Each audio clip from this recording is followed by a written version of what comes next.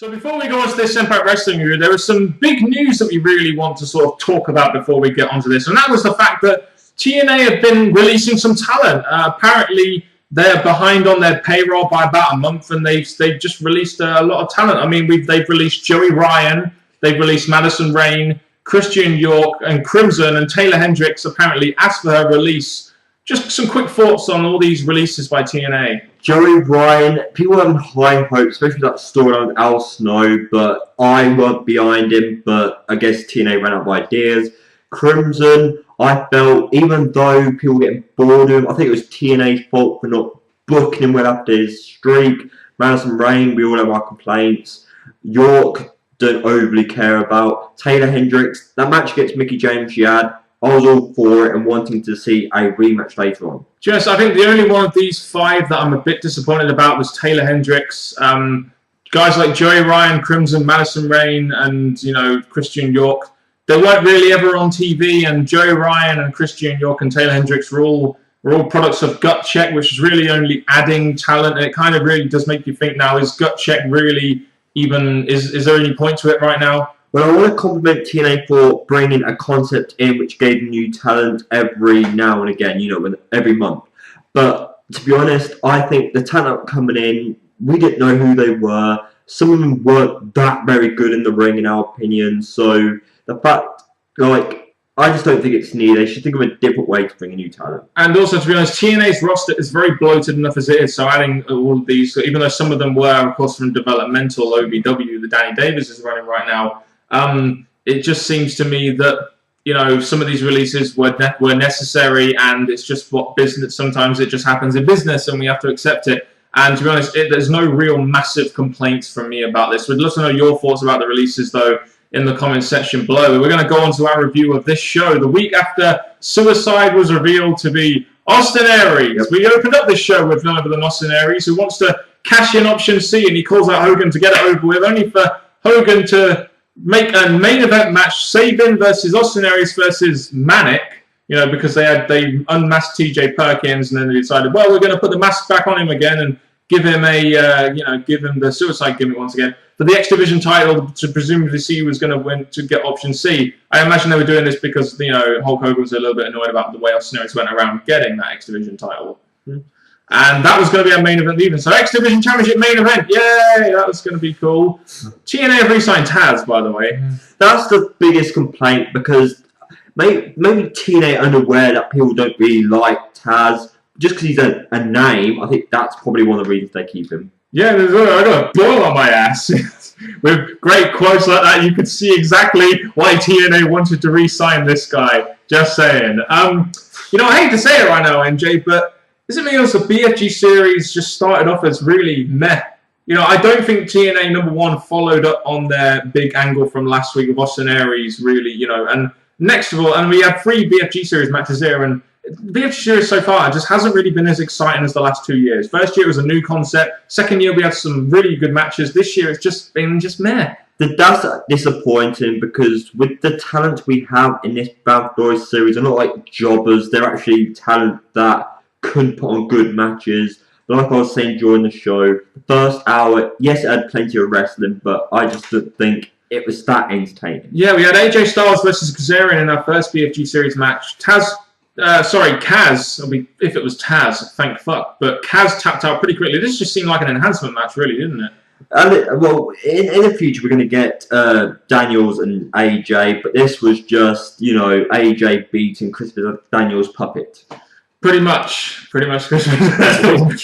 Jake Bradley versus Hernandez. I must admit, I'm not really that bold about Hernandez. Hernandez wins because Chavo distracted Joe Bradley. That's the thing. Jake Bradley, sorry. When Dan was taking his break, Chavo and Hernandez were arguing, looking like they were going to fall out. This week, they look like they're okay. I'm just like, if you're going to break them up, just break them up.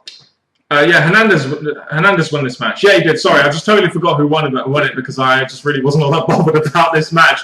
Our third BFG series match of the evening was Joseph Hart versus Jeff Hardy. This was a lot more competitive than I thought it was going to be. I thought this was going to be an easy win for Jeff Hardy, but they went down a whole different road, brother. They had Joseph Hart get DQ'd after he black hole slammed the referee after seeing blood on his face, the same colour as your hoodie. It is indeed, yes. They're dragging. You got some blood on you. Blood, more blood. Yeah, and the thing about this is that this is going to drag to Abyss. They've been doing this for a while now, so this is going to happen. Hope it's a Bound for Glory series reveal or whatever, because they shouldn't drag this on any longer. Yeah, so the BFG series thing this week, the 3 matches, we didn't really find that entertaining. We just didn't, I'm afraid. We had a Mickie James promo. This was basically done to advertise this ladder match for next week, with Mickie James sort of being bitch Mickey, wondering why all the attention isn't on her and why it's on this ladder match. I must admit, I thought they would have had the two talents that are going to be in the match out there, but I'm still looking forward to that ladder match next week, and I hope that it main events the show, because I feel it deserves to. With Mickie James doing the promo work, very good, making it look like she's the supreme, no one can beat her, she's the best they've got. Continue doing your heel work, it's going well. And comparing the match next week, Knockout used to get like important ratings. They do in the show. So they got the main event. Yes, the Bound for Glory is the big thing, but you've got Knockout in a ladder match. It's a big thing. Do you know my only nitpick about this is the fact that the last Knockout standing match should have been a draw, I feel, at the Slammiversary, and this should have been the match to decide. Now Terrence Terrell's kind of won. You kind of know Terrence Terrell's going to win this one, possibly. But I'm just saying, that's my only nitpick about this. We had James Storm and Gunner versus Robbie E and Jesse Goddard. Really didn't care all that much about this.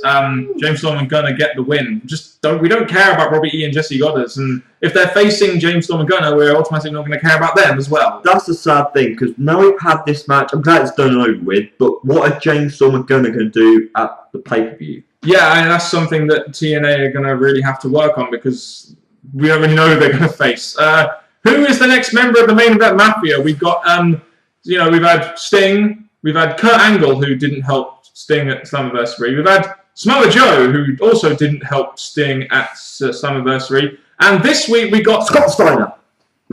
Next best thing, actually. This week we got the British-born Magnus, who also didn't help Sting at Slammiversary. But I think Magnus for the Main Event Mafia is a good choice because he's a young talent and he's someone that could really benefit from the rubber being with these guys, I feel. That's the way I see it. They all got their own time to speak on the mic. The thing I like about Magnus, some people are saying he's boring, which I didn't really agree with at all. If this is TNA's way of making him appear every week, be involved against main eventers like Sting and all that, this is a perfect way.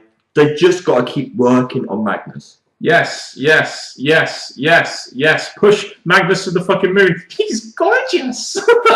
we have the gut check thing. I say thing because I really don't care about gut check anymore. I've really stopped caring about the gut check lately, especially after these releases that they've just done, which are all pretty much gut check people. And this week we had Ryan Howe, the guitarist, went through. Don't know why, but he got 2 no's. And to be honest with you, I don't feel that warranted off the character and warranted off his in-ring performance. He really deserved to really get an Impact Wrestling contract. Because the judges were right. His talent's better in another kind of show compared to actually a wrestling show. And the fact that now you finish your possible last gut check, because why continue it when you've released all the majority of the past ones who actually got through?